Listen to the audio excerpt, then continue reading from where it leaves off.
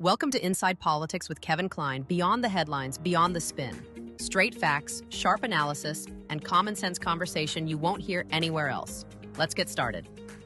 Hi, I'm Kevin Klein. Welcome to another edition of Inside Politics. Today, a special edition. We speak with the mayor of Steinbach, Manitoba, Mayor Funk, about healthcare in Manitoba.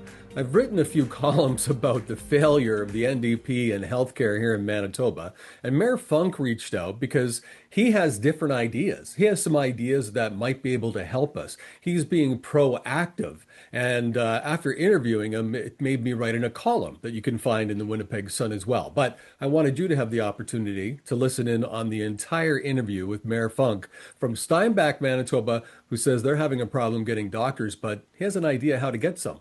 We're just short of doctors. We got about 6,000, maybe even more. That was just the last number that I heard, that in our community that do not have a family doctor, right?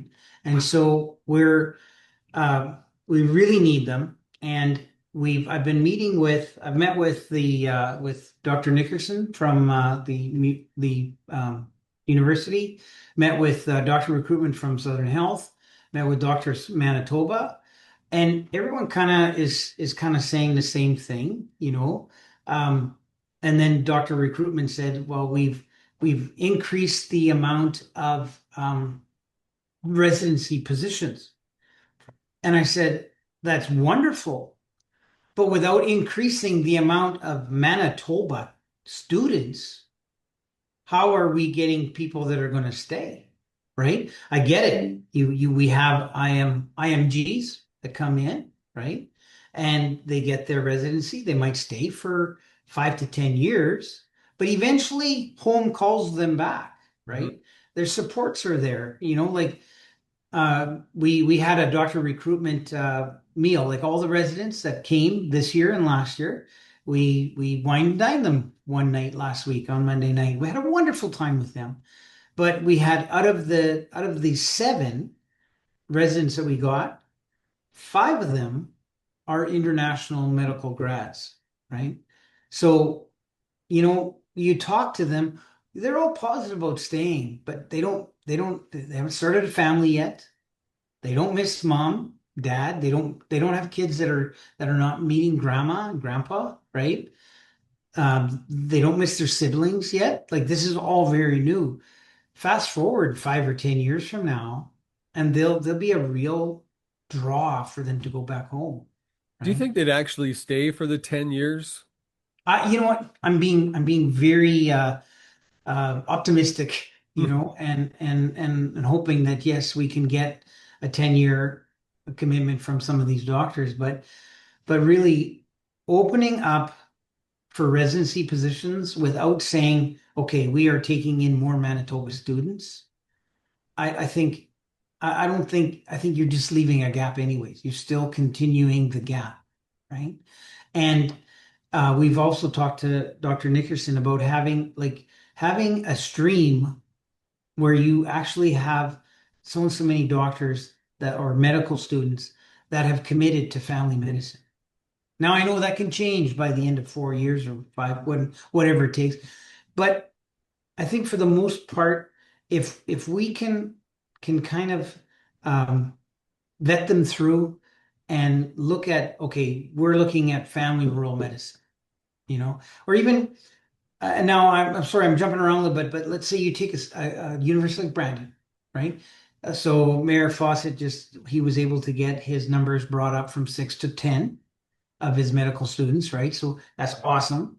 But let's say we took those 10 seats and we streamed those 10 seats for family medical doctors that want to practice rural. They're already in a rural setting in Brandon, and that they want to practice rural. So now you could have 2 or 3 from each region, you know, so Thompson, you know, the Flin Flon, Steinbach, Winkler, Brandon. We all have students that are going there, so they're not alone. And then when they are done, they've got their residency position in Steinbach or in Thompson, plus they go back home where their supports are. And I think then we can start really taking care of this whole doctor shortage because those doctors will now stay because they might even eventually specialize, but they'll stay in Manitoba at least because this is where home is and this is where everybody that means something to them is. So the cost of medical school, though, is quite high. Yes. And for a lot of people, you take on a student loan or it's difficult to get a student loan for it. The universities, of course, like taking international students because they can charge more. I agree with your plan, but how do we get somebody, a few students from Steinbach to go? Do you fund their education to have them stay? I always refer to it as the Northern Exposure program where if I don't know if you recall that show, it was in Alaska, fake Mhm. Alaskan town that, paid for a doctor and he had to live there for so long. But do you look at maybe helping with funding for the students from Steinbach so that they do stay in the marketplace or make that a part of their program? Because what if you have a year where there's nobody can afford it? Nobody wants to take on the student debt. Well, you bring a good point up. We haven't actually gone down this line, but yes, there could be budget for that. Maybe we need to talk to our lending institutions and offer them some sort of deal on a mortgage as well, right? And that we could do to all doctors, really, Hmm. because if we can have them live in our community, the chances of them staying longer would be way higher as well. But I would be open to helping. It'd be like a scholarship or a bursary, right? Right. Yeah. You know, and I couldn't see why we couldn't do that. The city do it or a paracity organization do it, and have that going on. Like we've got the Bethesda Foundation, Hmm. right? And they do that already. They do scholarships and bursaries for students going into the medical field. And I don't know why we couldn't come up alongside that with them and match what they're doing so that we can double it, double what kids are doing. But without that going past council, I really I can't speak to that solidly at this point. Right. But I are agree. we open to it? Sure. Yeah. We're totally open to having that conversation. A difficult question. Do you find that the province, like, have you approached the province about this concept? Did you talk to anybody within the Manitoba Health to, Yes, we did. you We did? talked to Michelle Reedy. Okay. Does that make sense? Is that Yep. a great name? We and her team, right, team of doctor recruitment. Kate, I think her name's Kate. I can't remember her last name. Right. But yeah, we had a good talk. And you know what was funny? Me and my counselor Susan Penner, we had this talk with them, and what I found was that they were surprised. Like they never really thought of this whole, family doctor stream, or even using Brandon as a streaming facility to teach and I guess raise up these doctors that will go rural, right? And we said, well, they're doing it in Ontario. Like they have whole schools in Ontario that are just setting up themselves for family practitioners because we have this problem all over Canada. Yeah. Every place in Canada does not have enough family doctors, So what we need to do is we need to focus, like let's focus on what the problem is, right? And let's focus on family practitioners at this time. Yeah, so we just want to be part of the solution, right? We don't want to burden anything or make it difficult. We just want to look at like there is low-hanging fruit whenever you have a crisis. There's low-hanging fruit that can make things better right away, and I think this is some of that low-hanging fruit. We have Manitoba kids that cannot get into the faculty. They fit in all the criteria. I Mhm. know of three. I know one personally, and I know of three others because they all talk, right? They all fit in the criteria, but they one in particular has applied, I think, for a second time or third time. And so why are we not focusing on these local kids? It's a Mhm. creative solution that would have somebody from those communities that would be able to, take the courses, not go into an incredible amount of debt, and return home, Yeah. and be able to go home and start a family. And another thing that I've been working with, I've talked to the arm of DeSalbury, which has got the Vita Hospital, and the arm of St. Anne, which has got the St. Anne Hospital. And I said, what if we became, we became under the Bethesda Foundation or the Bethesda umbrella, right? And we rotate doctors through there because the challenge is that a lot of these smaller communities, doctors they lose some of their ability to their credentials, right? Because they don't see as much. And yet you've got Steinbach where we serve a region. So if we rotate doctors through, they would see a lot more cases and a lot more different illnesses and have a lot more experience. But then they're not stuck. They don't have to stay in Vita. They can do 6 weeks in Vita and then they can come back to Steinbach. And we just rotate doctors through there and we become more regional, right? And so that way, if something really bad happens in Vita, we get triage, and then they get okay, it either goes to Steinbach or it goes to Health Science Center, right? Like I think that way we would be way better at taking care of the needs of our people and we'd be quicker at responding as well. And plus, I think we could retain doctors better in the smaller hospitals because it's not you're not going there to retire. You can actually you're there, but you've got 6 weeks or 2 weeks or 3 weeks, but then you're coming back to Steinbach and you're doing ER and you're seeing everything again, right? So I think those are conversations we should have too. Well, I think you hit the nail on the head. I spoke to a couple of friends of mine, kids, and they're medical students just finishing up, and we had this conversation about staying somewhere. And what both of them had mentioned that they'd like to work somewhere where they have state-of-the-art equipment.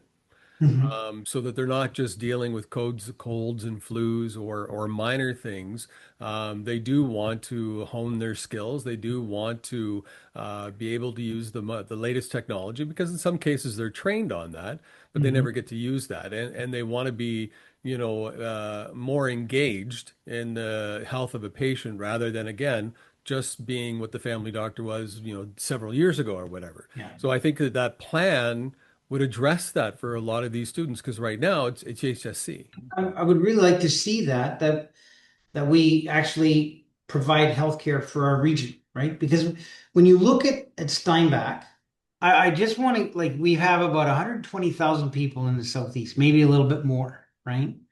And I would like to be a solution for all of them to have excellent healthcare, right?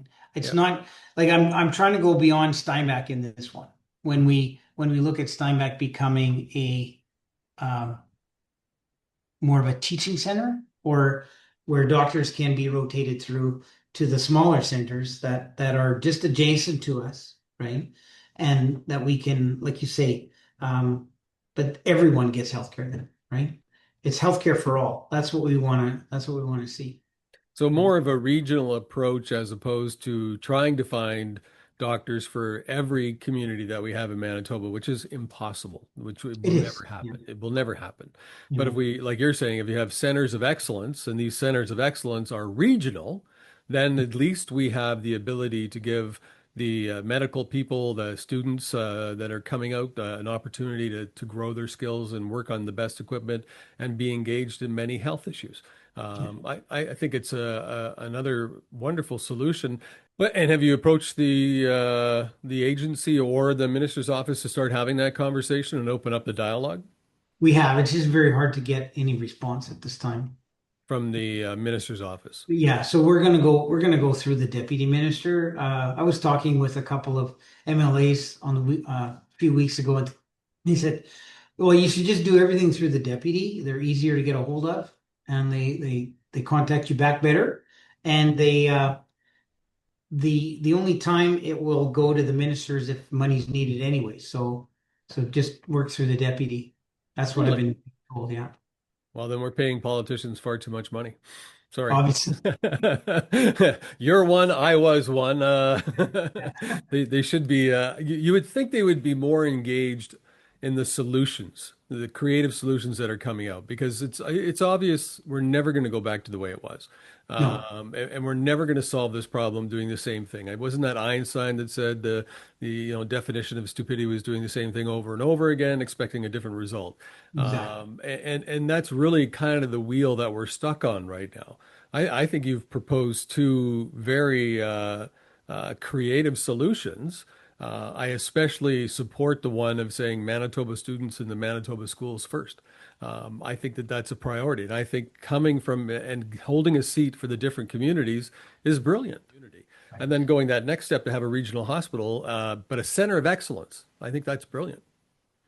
Okay, well, thank you. And these are just some of the things we've been like in last 2024 February, I put a mayor's task force together, and I had four doctors on there, two counselors. I had our economic development and someone from our chamber on there, and they came up with some solutions. Now, some of these solutions we've tweaked. Like when I read this, I said, well, okay, if this is the case, why don't we work with St. Anne and Vita as well? Like, and so like we've tweaked some of those original recommendations to come down to the two or three we have now that we're working on. But you're taking action, and I congratulate you for that. I thank you for that. The task force, I think, is a brilliant idea, and you're looking for a solution, and that's really, I believe, what we're missing is we're not looking for a solution. We're just hoping and praying that doctors will come here, and we're doing lots of advertising in different places. We did some advertising apparently in the U.S. thinking doctors would leave because of Trump, but Trump's only there for a few years. I don't know how we get them up here. So I don't know if those are the answers. I don't think those work. I think we have to find creative solutions like you're suggesting. It to me, it's a no-brainer. Yeah. Make room for them, Yeah.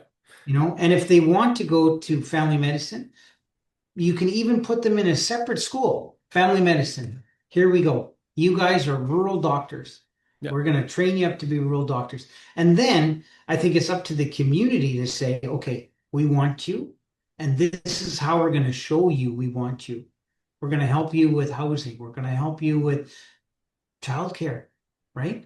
Like what is a big thing? Like Mhm. let's put up a that's another thing we've talked to our Bethesda Foundation, which does healthcare projects for us, and they negotiate with the province. Wonderful community organization to have. We've talked to them about like a daycare facility for professional people, right?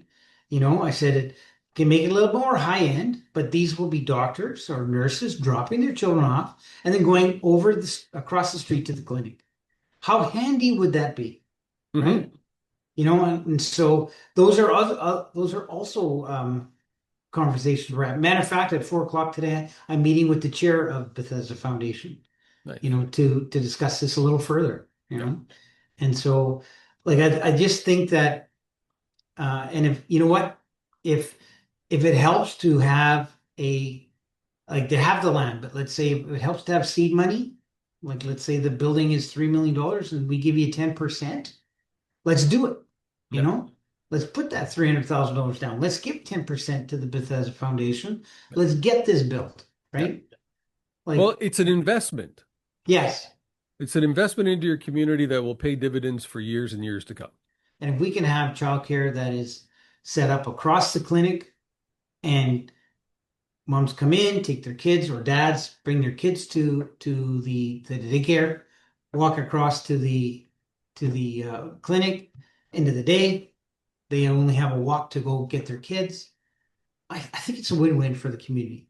I agree, and you're in business, and I've been in business for a long time, still am now. And and Yeah, and when you can offer these types of benefits, yeah, rewards for staff, that is more attractive than the salary in a lot of cases. In a lot of cases, yeah. I've seen that more and more. Daycare is a problem. So if you can set that up for healthcare professionals, we know that that's a big concern. We have an aging population.